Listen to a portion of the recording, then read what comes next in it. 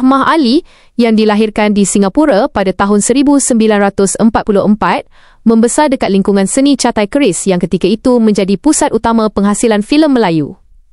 Perjalanan awalnya bukan sebagai pelakon tetapi sebagai penyanyi latar, sebuah tugas penting pada era tersebut. Suaranya yang lembut dan teratur sering menjadi pilihan untuk mengisi nyanyian watak wanita dalam filem studio, termasuk lagu Patah Hati dalam Lancang Kuning 1962 dan Hayalanku dalam Dosa Wanita 1967. Langkahnya memasuki dunia lakonan terjadi tanpa dirancang. Ketika hadir ke studio bersama Zubir Said untuk rakaman lagu baharu, Rahmah dilihat oleh pengarah B.N. Rao yang kemudian meminta beliau mengambil beberapa keping gambar. Tidak lama selepas itu, Rahmah menerima panggilan rasmi untuk penggambaran. Bermulalah kerjaya lakonannya. Filem pertama yang menampilkan wajahnya ialah Jula Juli Bintang 3, diikuti pelbagai filem lain yang menjadikannya wajah tetap di layar perak Catai Keris.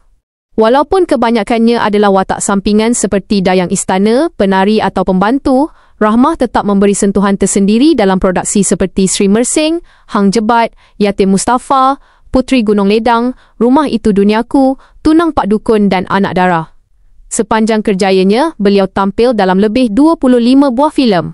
Antara wataknya yang paling meninggalkan kesan ialah dalam Gurindam Jiwa.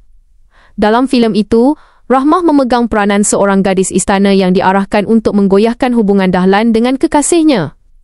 Walaupun ruang lakonan kecil, karakter itu cukup kuat hingga ramai penonton mengingatinya sebagai penghalang dalam cerita tersebut. Selain aktif di lokasi penggambaran, Rahmah turut dipilih menyertai rombongan Catai Keris ke beberapa acara luar negara.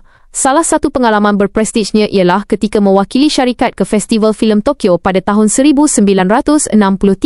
Dalam kehidupan peribadi, Rahmah berkahwin dengan Abdul Razak, Abdullah Harun, penolong pengarah Catai Keris dan anak kepada seniman Harun Omar. Kini pada usia 81 tahun, beliau menikmati kehidupan yang tenang bersama keluarga, jauh dari dunia seni namun tetap diingati peminat filem Melayu klasik.